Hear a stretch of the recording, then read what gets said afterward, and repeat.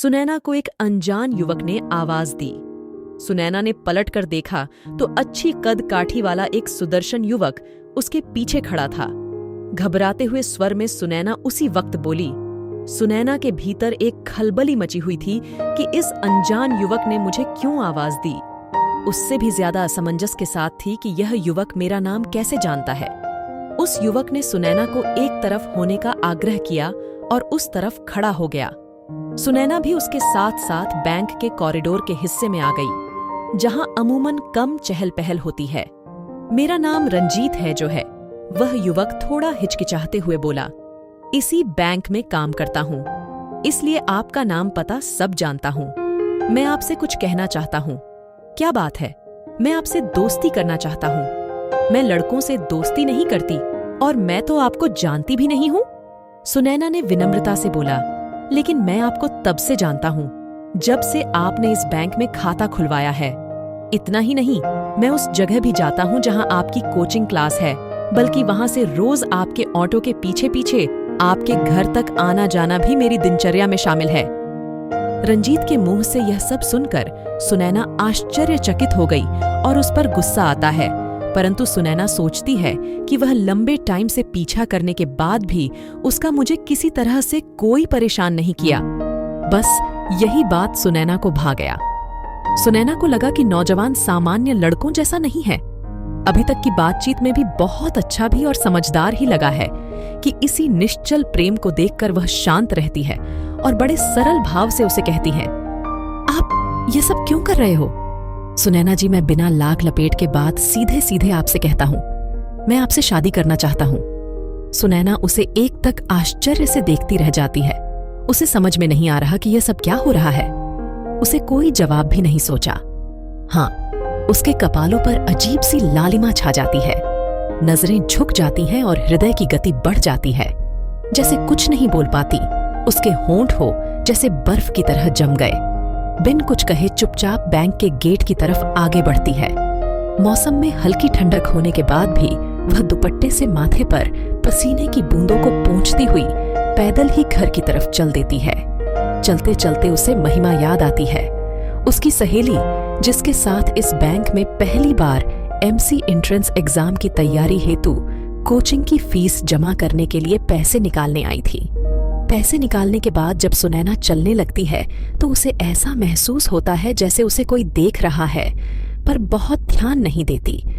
उसकी सहेली महिमा चुटकुले मारती हुई कहती हैं, सुनैना, लड़का थोड़ा सा और लंबा होता तो मेरे लायक था, लेकिन यह तेरे लिए बिल्कुल परफेक्ट है।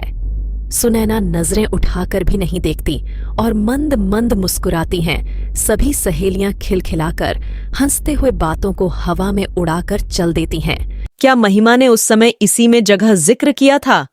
वह अपने सिर को हल्के से झटक दी है और उसकी बातों को भूल जाना चाहती और याद करती है उन दिनों को जब वह बीएसएससी फर्स्ट ईयर में थी। बीएसएससी की पढ़ाई कंप्लीट करने के बाद उसका किसी अच्छी यूनिवर्सिटी से एमबीए करने का इरादा था, जिसके लिए उसे पैसों की जरूरत थी और 6 भाई बहन होने की वजह से उसके माता पिता पर जिम्मेदारियों का बोझ अधिक था। इसलिए बहुत आगे की पढ़ाई के लिए अपने माता पिता से पैसे नहीं लेना चाहती थी। पढ़ाई के साथ साथ वही ट्यूशन पढ़ाना शुरू कर दिया। ट्यूशन से मिले पैसों को हर महीने बैंक में जमा कर देती थी। बैंक उसके घर से नजदीक था। सुनैना बीएसएससी प्रथम श्रेणी में अच्छे नंबरों से पास होती है। कोचिंग में एडमिशन लेने के बाद हर महीने की तरह सुनैना इस महीने भी ट्यूशन से मिले पैसे जमा करने आई थी। तभी अचानक पीछे से मुलाकात होती है। उसकी याद आते ही सुनैना का दोबारा दिल जोर जोर से धड़कने लगता है। चलते चलते उसने फैसला किया कि रंजीत के बारे में मां को जरूर बताएगी। घर पहुंचकर सुनैना मां को सारी बात बता देती है। मां पापा को सब बता देती है। पापा बोलते हैं, लड़का ब्राह्मण है, लेकिन चौबे चौबे में हमारे यहां शादी नहीं होती। फिर भी चलो चलकर लड़के को देख आते हैं। सुनैना के साथ दोनों लोग बैठ जाते हैं। दूर से ही रंजीत को देखकर घर वापस आ जाते हैं। पापा एक लंबी गहरी सांस लेते हैं और बड़े दबे हुए स्वर में कहते हैं, लड़का तो अच्छा है, परंतु पिताजी नहीं मानेंगे। बहुत ही सख्ती है। गांव की पूरी संपत्ति उठाकर किसी और के नाम कर देंगे, मारपीट करेंगे। घर के दरवाजे हमेशा के लिए बंद कर देंगे, बिरादरी से भी बाहर निकाल देंगे। इससे हमारे और बच्चों के जीवन पर बुरा असर पड़ेगा। 1 महीने बाद फिर सुनैना बैंक जाती है।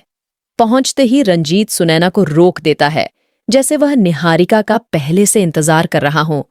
सुनैना, मुझे थोड़ा समय दे दो, मैं तुमसे बात करना चाहता हूं।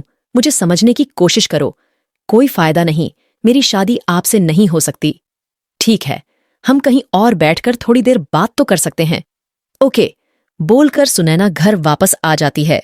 माँ, आज उसने मुझे रोका। कुछ देर कहीं और बैठकर मुझसे बात करना चाहता है। बोलो, मैं क्या करूं? उसका निश्चल प्रेम देखकर मैं कुछ बोल भी नहीं पाती। माँ, क्या कोई किसी से इतना निश्चल प्रेम कर सकता है?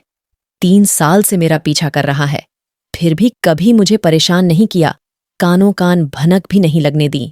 आजकल के लड़के क्या क्या नहीं करते हैं, परेशान भी करते, बदतमीजी भी करते हैं और इनकार करने पर बदनाम करने या हासिल करने के लिए कई हथकंडे अपनाते हैं। लेकिन विजय ने मुझे 3 साल के बाद प्रपोज किया था। क्या कोई लड़का इतना भी शरीफ हो सकता है? मुस्कुराते हुए कहती है। जाओ, जाकर थोड़ी देर बात कर लो। सुनैना माँ के चेहरे को देखते ही रह जाती है और समझती है, रंजीत सभी को पसंद है, परंतु दादाजी की वजह से नहीं। कभी ऐसा कोई कदम नहीं उठाना चाहती थी जिससे माँ पापा को कोई तकलीफ हो। अगले दिन सुनैना रंजीत से मिलने जाती है। दोनों एक रेस्टोरेंट में जाकर बैठ जाता है। सुनैना, तुम्हारी सादगी भरी सुंदरता और तुम्हारे संस्कारों से मैं प्रभावित हूं। मुझे तुमसे प्यार हो गया है। मैं तुमसे शादी करना चाहता हूं। सुनैना जानती है यह संभव नहीं है, फिर भी उसे रंजीत की बातें अच्छी लग रही थीं। आज उसको सुनने का मन कर रहा था, परंतु अपने आप को संभालते हुए सुनैना कहती है, आप ब्राह्मण हैं, फिर भी हमारी शादी नहीं हो सकती। हमारे यहां दुबे चौबे में शादी नहीं होती। मेरे दादाजी नहीं मानेंगे। मुझे एक बार अपने पापा से मिलवा दो।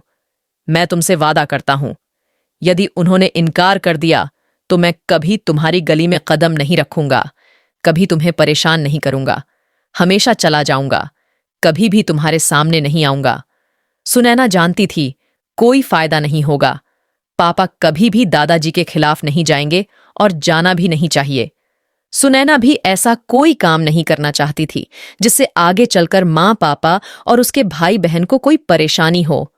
नहीं, रंजीत, हमारी शादी नहीं हो सकती। आप मुझे भूल जाएं, इसी में हम सबकी भलाई है। रंजीत का उदास चेहरा देखकर सुनैना भी उदास हो जाती है और दुखी मन से घर वापस आ जाती है। आज सारी रात सुनैना को नींद नहीं आती। शायद उसे भी रंजीत से प्यार हो गया था। पूरी रात करवटें बदलते बदलते सुबह हो गई। सूरजपुर की चादर ओढ़ चुका था। सुनैना उसे भूलने का प्रयत्न करते हुए रोज के कामों में लग गई। 1 महीने के बाद फिर सुनैना बैंक गई। आज नजरें रंजीत को ही ढूंढ रही थीं, लेकिन रंजीत कहीं भी दिखाई नहीं दिया। सुनैना से रहा नहीं गया। उसे बैंक के कर्मचारियों से पूछा, आज रंजीत नहीं आए हैं? जी, रंजीत जी का स्थानांतरण हो गया है। उसने आश्चर्य से पूछा, कहाँ? इंडियन ओवरसीज बैंक में ऐसा लगा जैसे किसी ने उसके दिल के 1000 टुकड़े कर दिए। ऐसा प्रतीत हो रहा था जैसे सब कुछ खत्म हो गया है। अंदर ही अंदर रो रहा था, कहीं पलकों से आंसू बहने न लग जाए। ऐसा उसने अपने आप को संभाला और मन ही मन कहा, उसने मुझे बताया भी नहीं, बिना बताए ही चला गया। वैसे ठीक ही किया, अगर बता देता तो शायद मैं कमजोर पड़ जाती। सोच। सुनैना के अधरों पर मुस्कान आ गई। उसने अपना वादा पूरा किया। वह मुझे कभी भी परेशान नहीं करेगा, कभी भी मेरे सामने नहीं आएगा, हमेशा के लिए चला गया। शायद इसी को सच्चा प्यार कहते हैं। आज सुनैना रंजीत को मिस कर रही थी। सुनैना रंजीत के प्रेम को हमेशा के लिए दिल के एक कोने में संजो के रख लेती हैं।